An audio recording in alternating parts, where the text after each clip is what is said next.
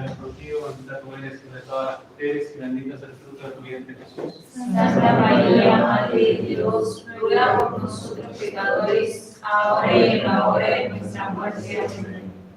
San Ignacio de Loyola, Ruega por nosotros.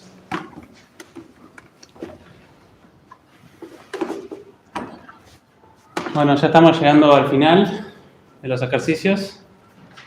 ¿Qué tal? ¿Bien? Qué caras.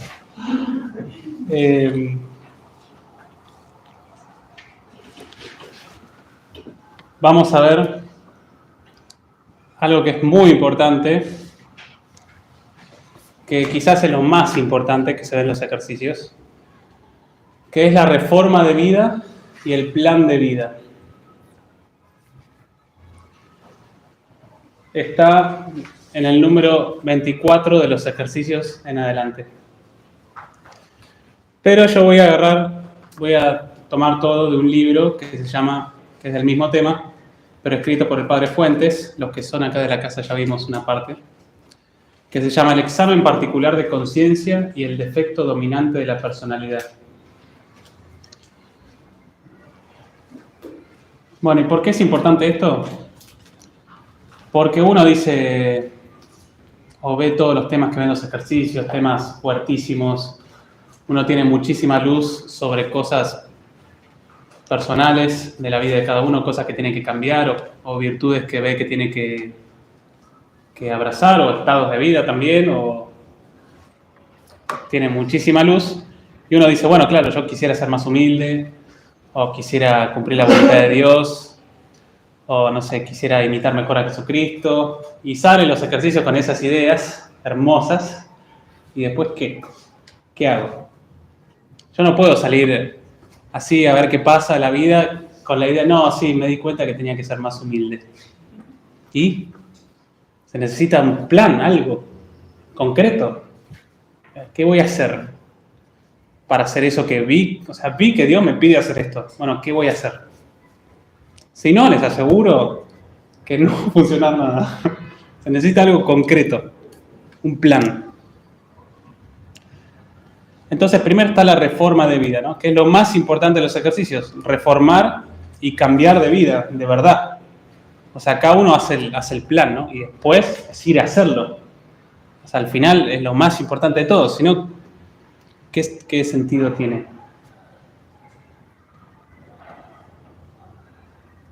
Entonces, para esto hay dos partes, ¿no? Primero la reforma de vida y después el plan de vida.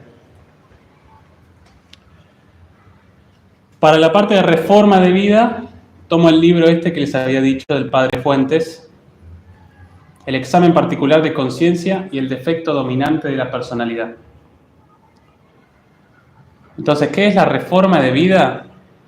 Es trabajar, muy resumidamente, trabajar en un punto en particular, en un defecto que yo quiero corregir o en una virtud que yo quiero adquirir.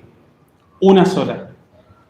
Por ejemplo, el que quiere ser más humilde, el que ve que tiene que trabajar en la humildad. Bueno, un plan para trabajar solamente en la humildad. O el que ve que tiene que hacerlo con la castidad. O el que ve que tiene que hacerlo con lo que sea. La reforma de vida es identificar eso y proponerme cosas concretas para trabajar efectivamente, ¿no? En eso, y que no sea simplemente una idea imaginaria muy bonita, ¿no? Y San Ignacio es muy inteligente porque lo plantea de manera muy práctica, muy sencilla. Cuando yo digo sencilla, es sencilla de entender, ¿no? Es una manera sencilla, que no significa que sea fácil de hacer, pero es sencillo el plan. Entonces, empieza el libro diciendo que los clásicos de la espiritualidad cristiana, ya desde los monjes del desierto, en los primeros siglos de nuestra era, pero especialmente a partir de Ignacio de Loyola, han considerado como método privilegiado para educar la voluntad, es decir, para adquirir virtudes, extirpar vicios y corregir defectos, que es lo que buscamos, el trabajo diario sobre un punto bien determinado de la vida espiritual o afectiva. ¿Cómo se hace? En concreto, ¿cómo se hace? Por la mañana, apenas son 3 momentos al día. Por la mañana, apenas uno se levanta, se determina con precisión el objetivo en el que va a trabajar en el día. O sea, el propósito o el proyecto personal que se va a plantear durante ese día. Es como tomar conciencia de que en este día tengo que trabajar sobre esto. Y pidiendo ayuda a Dios, ¿no? Porque el éxito va a depender también de la ayuda que Dios nos dé. Después, eso es al principio. A mitad del día se deben hacer dos cosas. Primero, pensar cuántas veces fallé o cuántas veces hice bien ese propósito en el que yo me había planteado. Por ejemplo, si mi propósito es querer ser más alegre. Y bueno, y lo que yo me propongo hacer durante el día tiene que ser algo bien concreto, ¿no? Por ejemplo, hay una persona en particular que me molesta, bueno, sonreírle a esa persona cada vez que me hable. Entonces, pensar, bueno, a mitad del día, ¿no? En la mañana, ¿le sonreí cada vez que me habló esa persona o no? Y anotar. Y pedir fuerzas para renovar el propósito en el resto del día. Y al finalizar el día, volver a hacer el examen. Por eso se llama examen particular de conciencia, ¿no? Sobre algo en particular, porque uno hace examen de conciencia cuando se va a confesar, es en general, los pecados de cada uno. Bueno, esto es particular en eso que yo quiero atacar, ¿no? Al finalizar el día, pensar de vuelta, le sonreí a esta persona a la tarde y a la mañana y anotar. Sí, le sonreí una vez, fallé 2 veces porque me puso mala cara y no me gustó. Anotar. Entonces eso está buenísimo para anotarlo porque uno va viendo y van pasando los días, vas anotando y vas viendo cuántas veces fallaste, cuántas veces hiciste bien, en qué circunstancias hiciste bien, en qué circunstancias fallaste, que sea siempre en la mañana, fallás. Y decís, ¿por qué solo en la mañana fallo y a la tarde me va bien? Entonces, bueno, quizás me cuesta levantarme de buen humor. Entonces así uno va viendo y se analiza y por eso ir anotando. Tampoco tanto detalle, ¿no? Pero sí anotando cositas generales de lo que se está buscando trabajar es muy útil. Y esto no es como un trabajo que uno hace como algo automatizado, ¿no? Porque pensar así, el trabajo espiritual o psicológico se puede transformar en algo como muy repetitivo sin un sentido, ¿no? Un espíritu atrás. Pero justamente hay que darle ese espíritu, hay que darle el sentido espiritual de que, bueno, yo lo hago por amor a Jesucristo, para cumplir con mi principio y fundamento, quiero erradicar este defecto o quiero conseguir tal virtud. Y algo que se necesita también, bueno, dice que con un trabajo firme a través de este método, en pocos meses pueden corregirse defectos largamente arraigados. Pero hace falta perseverancia y tenacidad. Y la suficiente humildad para volver a comenzar cuando se toma conciencia de haber recaído. Porque uno ve claramente cuando cayó, como uno se va a plantear cosas bien concretas, es fácil darse cuenta si no lo hiciste. Y es difícil levantarse después de eso, ¿no? Aceptar realmente, bueno, yo caí en esto, y aceptar, volver a proponérselo para el día siguiente. Por eso se necesita la suficiente humildad, ¿no? Para hacerlo. Y en cuanto al contenido del examen, todo eso era más o menos cómo hacerlo, ¿no? De manera muy práctica. A la mañana, al mediodía, a la noche. Al contenido, ¿qué cosa voy a querer tratar? ¿Cómo hago para descubrir qué cosa es en la que yo tengo que trabajar? Quizás lo que han hecho ejercicios espirituales antes ya lo han visto, ¿no? Entonces se pueden examinar, bueno, ¿hice esto o tendría que renovar o tendría que elegir otro defecto en cuál atacar? Dice el padre Fuentes que el contenido del examen debe tratarse siempre de algo muy preciso y determinado y suficientemente conocido por quien realiza este ejercicio. Las principales fallas en el trabajo de la voluntad provienen de proponerse planes muy generales. Por ejemplo, quiero ser humilde, quiero ser generoso. ¿Y qué? Entonces, el propósito particular tiene que ser algo muy concreto. Y cuanto más concreto, más particularizado, mejor. Tiene que ser algo que se pueda medir. Si lo hice o no lo hice, algo bien claro. ¿Y sobre qué?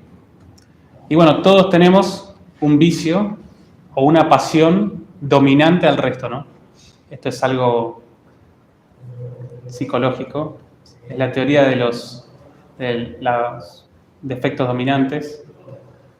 Que es que todos, por nuestro propio temperamento, que es algo con lo que nacemos, nuestro propio temperamento tiene siempre ciertas cosas en las que somos más fuertes y ciertas cosas en las que somos más débiles, ¿no? Y nosotros tenemos un vicio, una pasión, un afecto, algo que es más fuerte en nosotros, que domina al resto y que muchas veces es causa de muchos otros pecados que tenemos.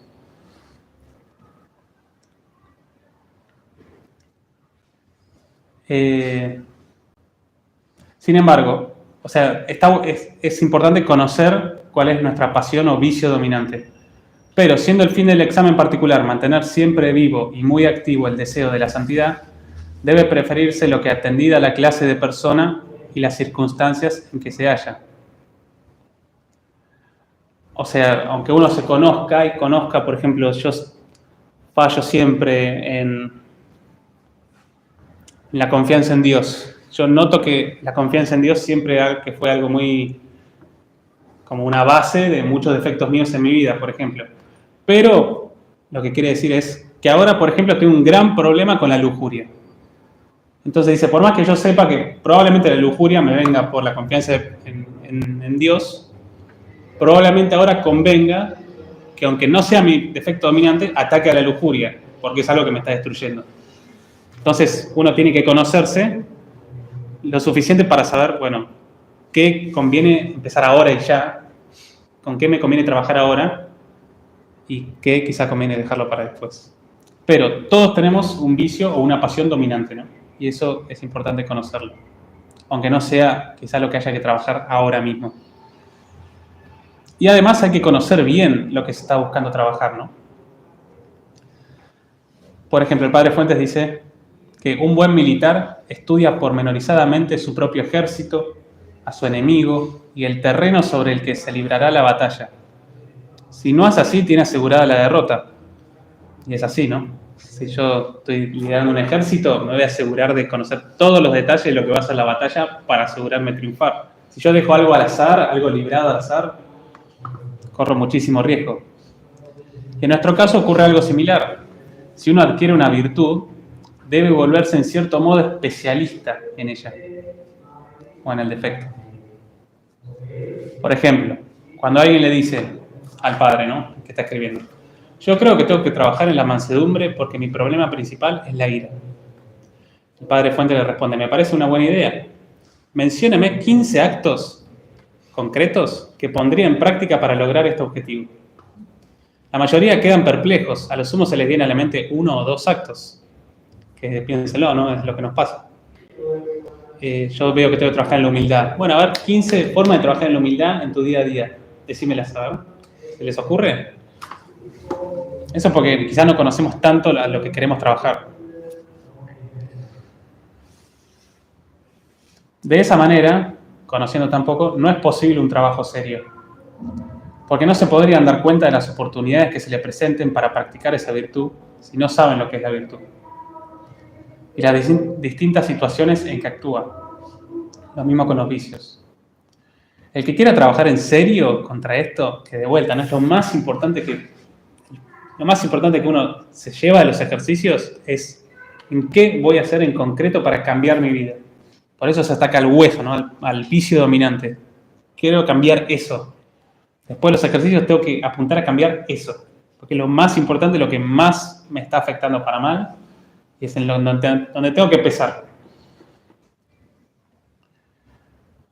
Quien quiera trabajar en serio debe estudiar sobre el tema. Es necesario hacer una lista lo más exhaustiva que sea posible de todos los actos que uno vea relacionados de modo directo o indirecto con la virtud o vicio que se quiere enfrentar, tal como se presenta en la vida cotidiana de la persona interesada. Una lista de 15 a 20 actos es algo óptimo. Y uno parece difícil, ¿no? Pero, bueno, yo, por ejemplo, en los ejercicios que hice este año, me lo propuse y me salieron, 15 cosas concretas, distintas entre sí, aunque sean algunas parecidas, no importa, trabajar en lo que yo tenía que trabajar. Entonces, unos ejemplos que pone el padre Fuentes, ¿no? Les voy a leer uno sobre la castidad y la lujuria y otro sobre la humildad. Ejemplos. ¿Cómo tendría que ser yo para trabajar, por ejemplo, en la castidad y la lujuria? Es toda una lista que él hace, ¿no? Yo se las voy leyendo. A. La principal causa de los pecados de lujuria son las ocasiones de pecado que se presentan a la vista. O sea, primero reconoce la causa por la que él, por ejemplo, está cayendo en lujuria. Por lo tanto, nunca miraré televisión estando solo. Pondré un horario tope para acostarme y al llegar a esa hora nunca consentiré en seguir viendo televisión o conectado a internet. Otro punto, no navegaré por internet en algún lugar donde no pueda ser visto por otros. Usaré filtros contra pornografía y con programas...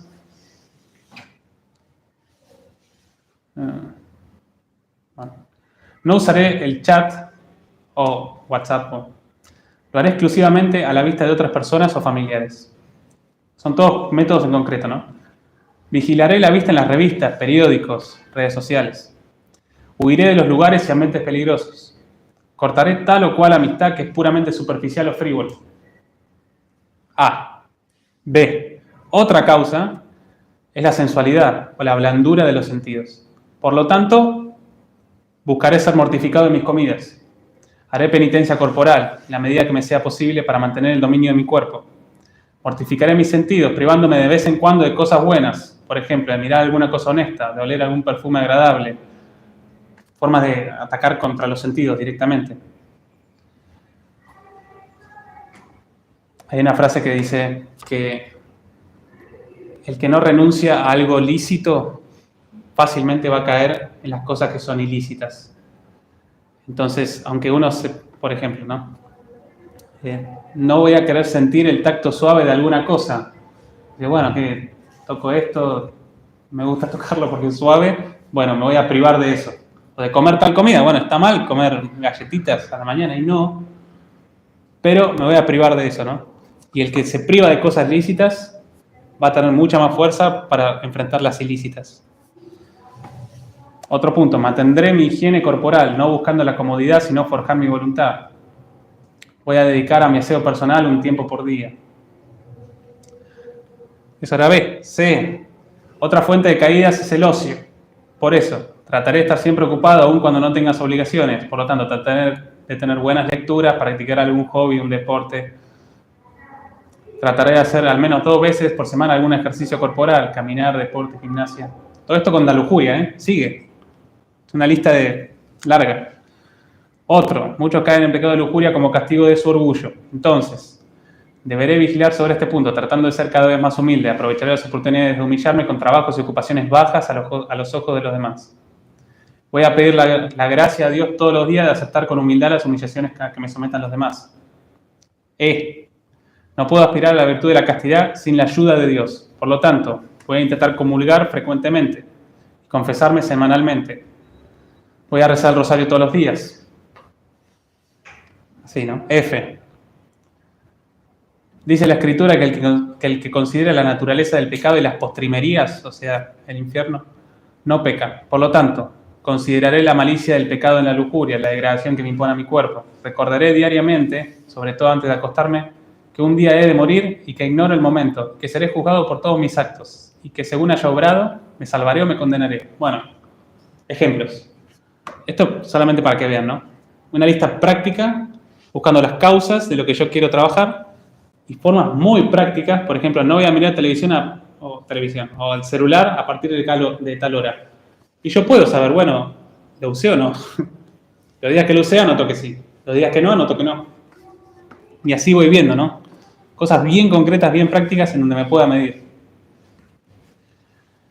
Después, otro ejemplo para humildad y orgullo. La humildad brota del correcto conocimiento de mí mismo, de mis pecados, de la acción de Dios en mi alma. Y esto es una gracia que tengo que pedir. Por lo tanto, pedir crecer en la gracia y la humildad, rezar las letanías de la humildad.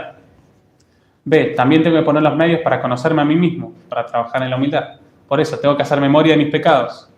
Recordar todo lo bueno que tengo, Dios me lo dio gratuitamente. C. El orgullo me hace costosa la obediencia, sobre todo a los que son mis iguales e inferiores. De ahí que debo obedecer dócilmente a mis iguales e inferiores. Pedir que otro me indique lo que debo hacer. O sea, buscar consejo de los demás y hacer lo que me propone, por ejemplo. D. El orgullo me hace sentir injustas las burlas y humillaciones. Entonces, debo llevar en silencio las burlas y humillaciones. O seguir la corriente cuando se burlen de mí durante el día. Aprender a reírme de mí mismo.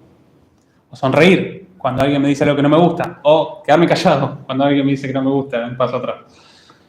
El orgullo me lleva a creer superior a los demás y a juzgar a los demás, y no saber aceptar ayuda de otro. Por lo tanto, voy a pedir ayuda de otro, un consejo, una opinión, una explicación, lo voy a buscar a propósito. O buscar la compañía de los que siento que me hacen sombra. O no entretenerme pensando en los defectos de los demás, cada vez que me estoy dando cuenta que le estoy haciendo, cambiar de pensamiento.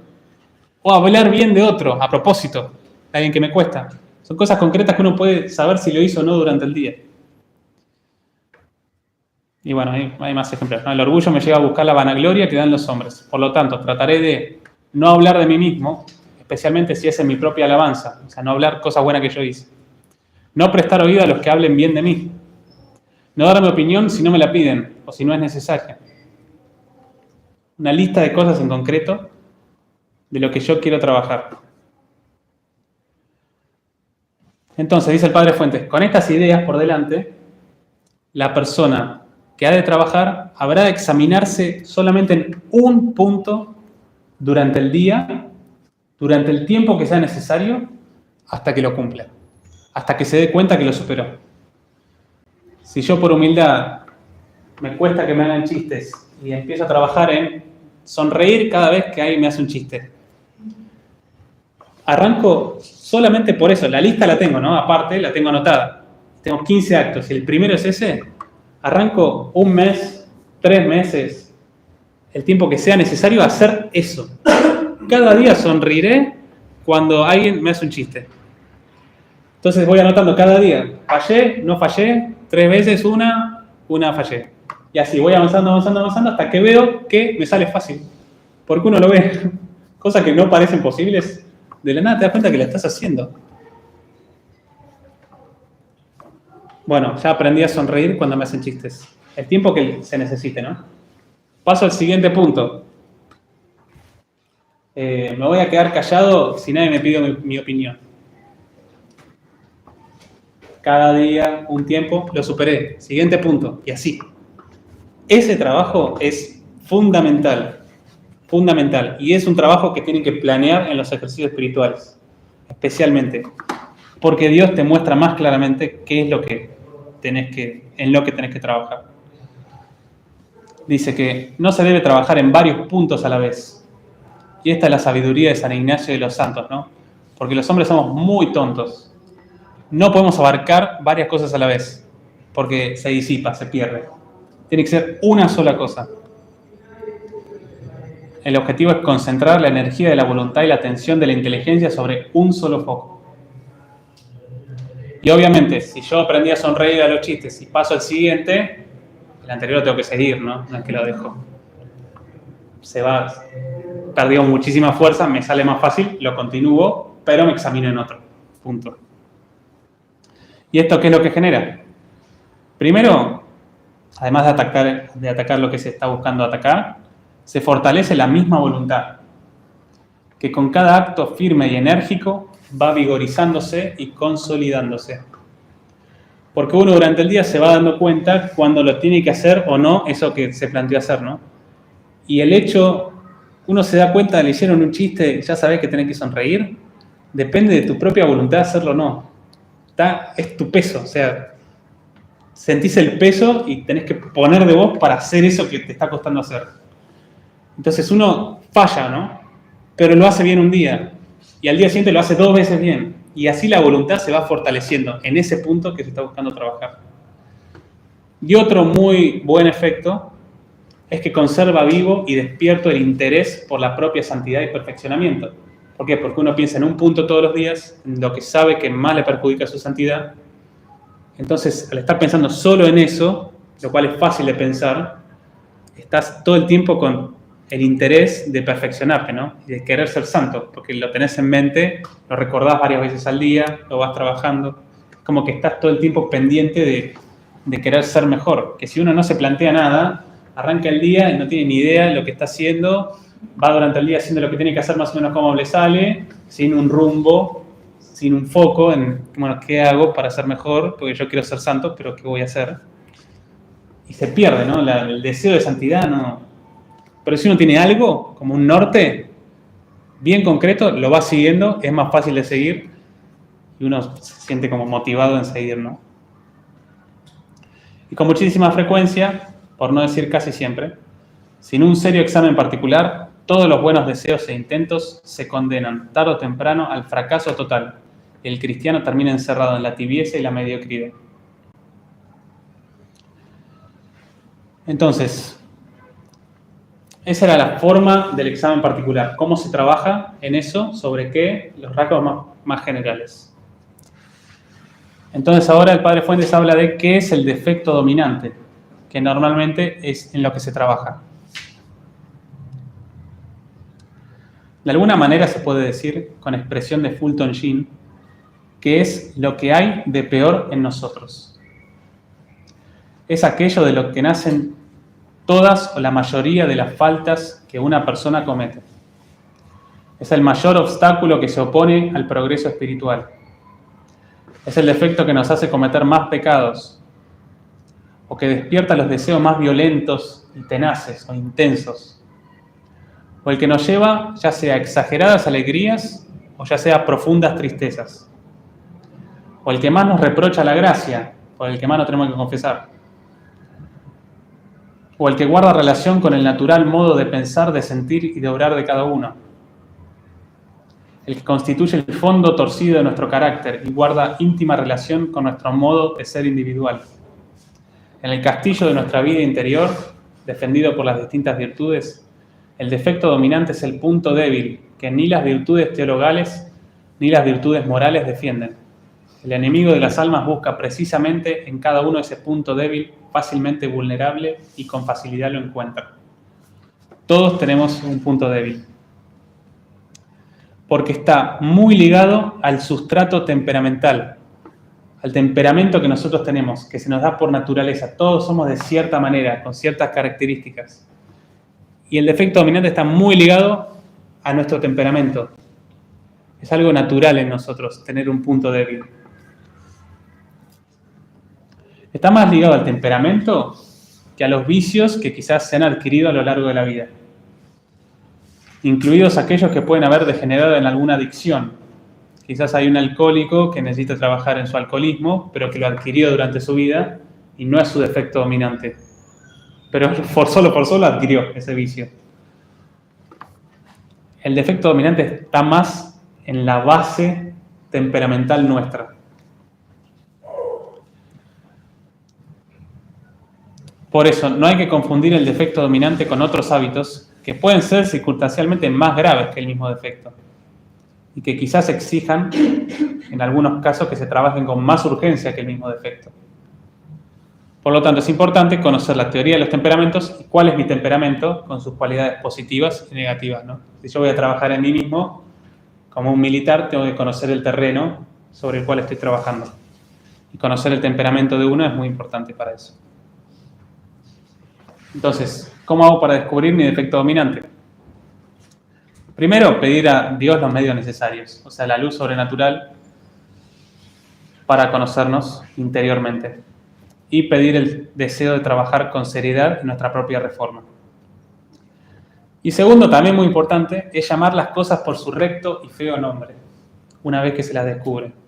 Son pocos los resueltos a aceptar que tienen un fondo profundamente egoísta o sensual, o codicioso, o rencoroso. Ese temor a enfrentar la verdad en su desnudez es uno de los obstáculos más importantes en el descubrimiento de nuestra pasión dominante. Uno pensó mucho sobre los pecados en los ejercicios, ¿no? Y es difícil aceptar que yo hice todo eso. Bueno, es difícil aceptar también que yo tengo este vicio dominante que me domina, que me afecta cada día en las cosas que hago. Y es difícil llamarlo por su recto y feo nombre, ¿no? Porque es aceptar que yo soy así. Entonces eso hay que hacerlo cuando uno lo descubre. ¿Y cuáles son modos prácticos para descubrir cuál es el defecto dominante? Y acá pone varios ejemplos, ¿no? El Padre Fuentes. Maneras de descubrirlo. Primero, observar cuál defecto nos enoja más cuando somos acusados del mismo. También puede ser considerar ¿qué falta condenamos con más frecuencia o vehemencia en el prójimo? Porque por raros rulos de nuestra psicología, esta suele ser la misma que nos afecta a nosotros. Así Judas acusó a nuestro Señor de no amar suficientemente a los pobres. Si me enoja mucho algo en alguien, capaz un poco irracionalmente, ¿por qué me molesta tanto esto? Se está mirando en el espejo. Otra manera, observar el modo de cómo los demás actúan respecto a nosotros. A veces los demás desconfían de nosotros, porque nosotros previamente desconfiamos de ellos. O si tratamos mal al prójimo, es probable que el prójimo nos trate mal también. Entonces, ¿cómo me tratan los demás? Eso me puede dar un indicio, ¿no? ¿Me tratan siempre con distancia? Bueno, ¿será que yo me falta confianza en mí mismo? ¿O me cuesta darme a los demás? Otra manera, muy buena, preguntarnos a dónde van nuestras ordinarias preocupaciones. ¿Cuál es el blanco de nuestros pensamientos y deseos? ¿O cuál es el origen corriente de nuestros pecados? ¿De qué nos confesamos más?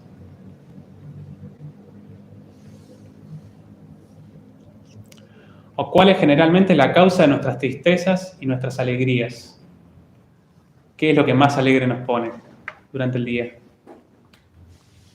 Si yo me doy cuenta que todos los días solamente me alegro cuando me dicen, me elogian que hice algo bien.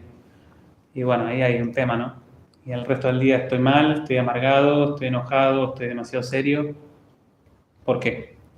O siempre me entristezco con tal tema. Bueno, ¿por qué?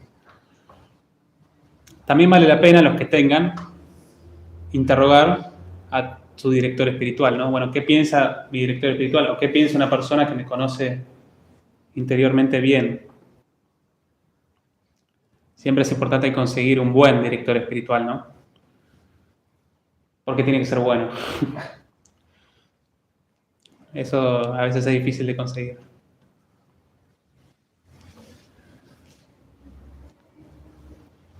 Advertir que ese defecto suele estar relacionado con las tentaciones que mayor frecuencia el enemigo suscita en nuestra alma. O esto también puede ayudar, que en nuestros momentos de verdadero fervor, las inspiraciones del Espíritu Santo acuden solícitas a pedirnos sacrificios en la materia que más dificultad moral nos produce. Cuando yo estoy inspiradísimo, digo, tengo que cambiar, voy a poner toda mi fuerza en algo, ¿en qué? Y ahí te sale algo, ¿no? Que normalmente es lo que más te cuesta, porque el Espíritu Santo te está pidiendo que lo hagas. Bueno, eso es un buen punto para darse cuenta.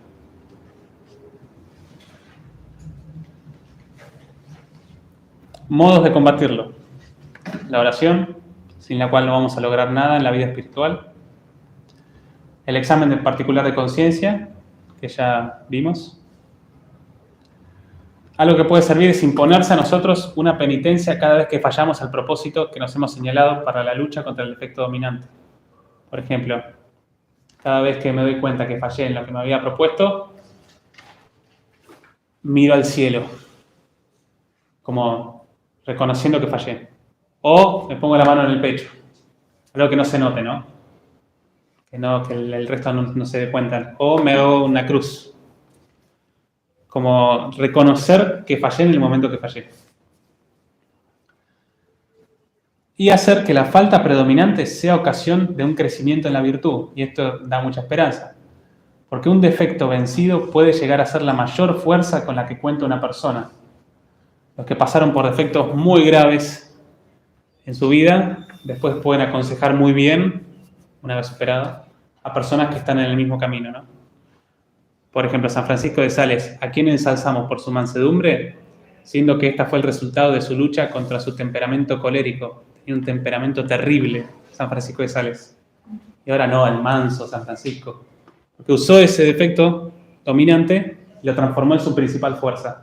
Eso nosotros lo podemos hacer también. Y el defecto dominante está muy relacionado con los vicios capitales, los pecados capitales. En realidad sería más exacto decir que todo defecto dominante puede ser reconducido como a su última raíz alguno de los pecados capitales. Por ejemplo, pecado capital es aquel pecado cuyo fin es máximamente apetecido por una persona. Y por esta razón empuja a la persona a realizar muchos otros pecados que le permiten realizar ese fin. Por ejemplo, el placer sexual está muy ligado a la lujuria, pecado capital. La venganza, ligado a la ira.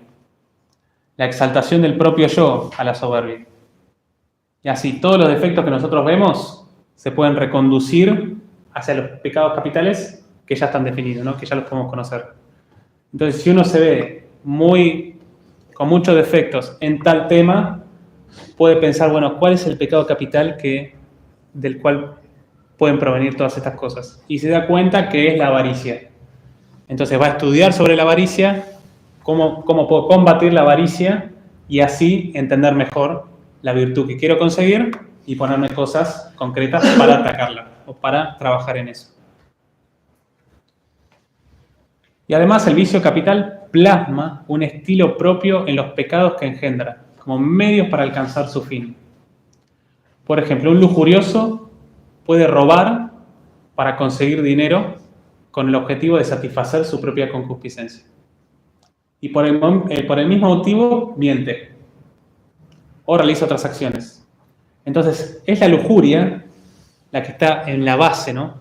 Y todos esos pecados o defectos es como que tienen el estilo propio de la lujuria.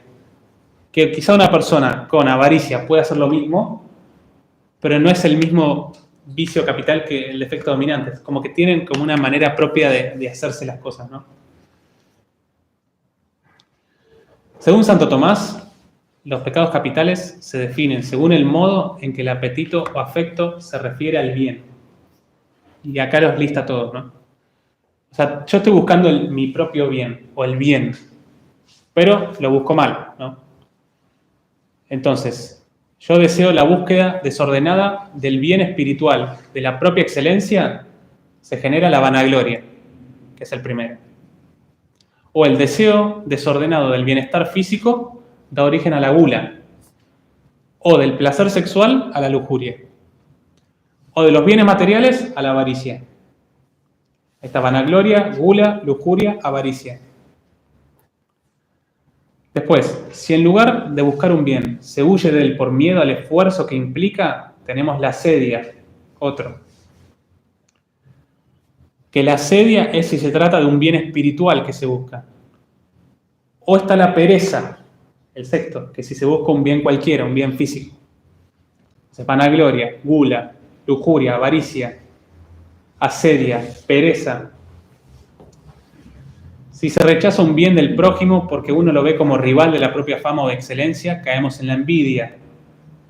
Y si además de ese rechazo se suman deseos de venganza y violencia, la ira.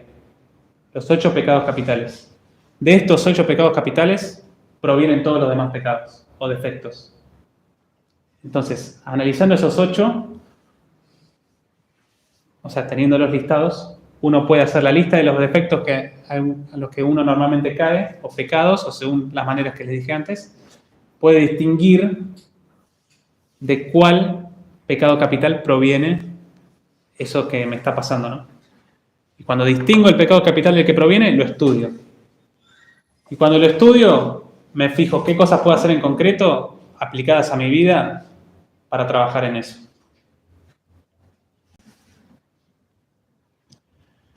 Y bueno, faltaría tiempo para terminar el libro, porque además falta la parte del plan de vida, pero el libro sigue con la parte de los temperamentos. Y explica cuáles son los temperamentos. No les puedo leer todo porque es demasiado, pero pensaba pasarles el librito después, el PDF. Es corto, tiene 550 páginas. Tiene 50 páginas, menos de 50 páginas. No sé si es una virtud, me parece que no. Pero es así, es parecido. Se los puedo mandar para que lo tengan. Pero así, pocas palabritas sobre el tema del temperamento. Dice que el defecto dominante tiene una íntima relación con la base temperamental negativa de cada uno de nosotros. Eso lo tenemos todos. Y el temperamento es el conjunto de inclinaciones innatas propias de un individuo. Es innato, es natural en nosotros. Resultante de su constitución psicológica e íntimamente ligada a factores bioquímicos, endocrinos y neurovegetativos. No me pregunten. Pero sí está ligado a nuestro físico, es algo corpóreo nuestro. Imprimen todas estas cosas unos rasgos distintivos a la conducta primariamente operativa en la persona. El temperamento, pues, resulta del predominio fisiológico de un sistema orgánico. Es algo innato en el individuo, es de índole natural. Es algo que la naturaleza nos impone, todos nacemos con eso. Por lo mismo no desaparece enteramente nunca. Siempre tenemos una manera de ser. El que es bien racional y siempre va a ser racional, por más que trabaje en su emotividad. Y logre, por ejemplo, San José de Cupertino tenía un temperamento que se llama apático, que es no emotivo, no activo y secundario. Son las tres características de los temperamentos. Para eso les voy a pasar el libro, para que lo entiendan. Era re seco San José de Cupertino, re seco. Pero cuando ya era trabajado en la virtud, iba caminando por la calle y los niños se le acercaban y le decían, Dios, Dios, para que él piense en Dios, y de tal alegría y emoción le generaba, levitaba. Los chicos querían verlo levitar. Eso, ¿cómo se explica? Tenía el carácter apático, o sea, es humanamente de los peores, ¿no? Pero tenía semejante emoción y sensibilidad, fruto de un trabajo que ha hecho en su vida personal. Entonces sí, tenemos siempre como una tendencia de cierta manera, como somos. Pero se puede trabajar y cambiar. Por lo menos cambiar gran parte. Que al final es lo que Dios nos pide, ¿no? Puede ser modificado por la educación o autoeducación. El carácter, pues, tiene una parte dada por la naturaleza y otra adquirida por la costumbre y los actos. Y bueno, los temperamentos se dividen, según este libro y según, una teoría de temperamentos de la que se basa el Padre Fuentes, son 8. 8, porque hay 3 factores principales: la emotividad, la actividad y la resonancia de impresiones. Esto ya para entenderlo mejor tienen que leerlo. Tenemos que estudiarlo un poco más, ¿no? Para entenderlo bien, pero así dicho, así nomás. Por estas 3, uno puede ser emotivo o no emotivo, activo o no activo, y primario o secundario. Y la combinación de estos 3 son 8 combinaciones distintas, que son los 8 temperamentos principales. Obviamente ninguno es de un temperamento en total. Todos somos como una mezcla de temperamentos. Pero normalmente 1 o 2 predominan. La emotividad es, el grado de apertura a los estímulos exteriores o interiores. ¿Qué tanto, por ejemplo, uno se alegra cuando pasa algo bueno o se entristece cuando pasa algo malo? El emotivo tiene más emociones, el no emotivo no. La actividad. ¿Cuánto mayor o menor propensión del temperamento a la acción? Hay gente que si tiene un rato libre se tira en la cama, y hay gente que si tiene un rato libre tiene que hacer algo. Pero naturalmente le sale, no es que lo piensa, es como que no se puede quedar quieta. Esa es la actividad. Y después la resonancia de impresiones, que es la permanencia de un estímulo en la persona. Los primarios, cuando les pasa algo malo, por ejemplo, se lo olvidan rápido. Los secundarios lo mantienen. Es algo natural en nosotros. Uniendo esas combinaciones se dan 8 temperamentos: apasionado, colérico, sentimental, nervioso, flemático, sanguíneo, apático y linfático. Lo cual no tiene nada de malo ser o soy apasionado o soy apático. Son contrarios. Pero a Dios no le importa, porque cada uno es como es, tiene que trabajar en lo que tiene que trabajar y se acabó, digamos. Va a ser santo el que trabaja en lo que tiene que trabajar. Y, Dios sabe, Dios nos conoce y queda en nuestra conciencia cuánto trabajó uno o no, ¿no? Entonces no es que hay uno que es mejor que otro, porque yo soy activo y el otro es un vago, yo soy mejor que él. No, es algo natural. Quizás si yo soy no activo, me levanto a la mañana y, no sé, me lavo los dientes de tan poca actividad que tengo, una vez por semana, un ejemplo re estúpido, ¿no? Pero, y hay una persona activa y se lo lava 3 veces por día, a la persona activa no le cuesta hacer eso. Quizá para Dios es más meritorio que me lo lave una vez por semana que el que se lo lava todo el tiempo. Por eso no se puede juzgar a los demás por lo que se ve.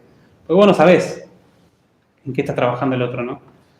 Quizá alguien es muy alegre, está ganando muchísimos méritos, que alguien que tiene un temperamento odioso, pero que se esfuerza todos los días en no quejarse. Quizá esa persona está ganando mucho más méritos que el que es alegre naturalmente, ¿no? Y eso puede confundir. Bueno, yo soy muy de tal manera que me sale bien y me la creo, ¿no? Y no, porque a Dios, claro, o sea, obvio, es la natural a vos, o al que le gusta estudiar. Y bueno, sabe mucho porque le sale natural estudiar. Quizá alguien que estudia menos, pero se esfuerza más, para Dios tiene más mérito. Por eso no importa al final. Lo que importa es conocerse y trabajar en lo que cada uno tiene que trabajar.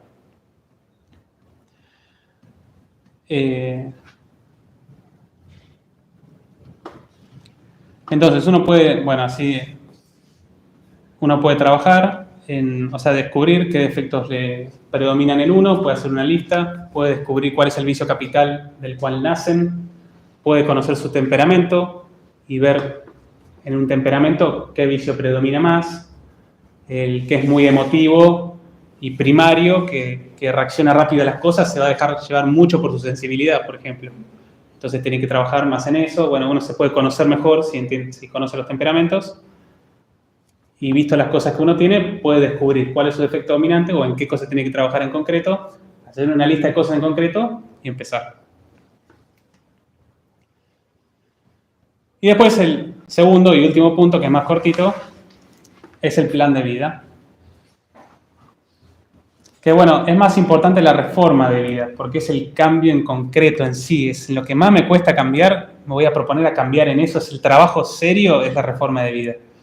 Pero el plan de vida son como las dimensiones que yo tengo en mi vida, de las cuales yo me voy a proponer ciertas cosas en los ejercicios. Y para eso te les voy a dar esta hojita, que la resume, que es bien práctico y fácil de seguir. Pero bueno, se toman algunas decisiones respecto a algunas dimensiones en nuestra vida, pero no es algo que se trabaja diariamente, ¿no? Sino que es algo que se puede revisar una vez por mes o una vez cada 3 meses. Puede repasar esa hojita y ver, bueno, cómo lo estuve haciendo, qué cosas tengo que cambiar, qué no. El examen particular es en concreto sobre el propósito. Y esto, bueno, puede ser algo que se chequee cada tanto. Incluso seguramente los que hicieron ejercicios espirituales antes tendrán el de la vez pasada. Bueno, pueden repasarlo, ¿no? ¿Hice esto o no lo hice? Entonces, primero es fundamental tener un horario estimativo diario. O sea, yo tengo que estar organizado. No puedo arrancar el día sin tener ni idea qué voy a hacer, cuándo voy a rezar, qué cosas voy a rezar, qué no. No puedo estar librado al azar. Estar librado al azar es estar librado a lo que siento hacer en cada momento o no. Y eso, cuando algo cuesta, no lo hace, ¿no? Si uno no sabe de antemano, por ejemplo, que yo me propongo confesarme todas las semanas, si uno no lo tiene en mente, le va a dar fiaca a confesarse y no lo va a hacer. Entonces, tener un horario diario, estimativo, porque uno tampoco puede ser tan rígido, porque en el día hay 1000 cambios de planes y 1000 cosas que cambian y imprevistos, entonces tampoco hay que... Quizás los que somos más racionales así nos ponemos mal cuando nos cambian de la estructura que habíamos pensado y me pongo nervioso y no, hay que ser más flexible, ¿no? El horario tiene que ser algo relajado, ¿no? Dependiendo cómo es cada uno. El que ya es relajado de por sí se tiene que apretar un poco más. Pero tiene que ser algo estimativo, ¿no? Entonces, bueno, ¿qué voy a rezar? ¿En qué momento del día?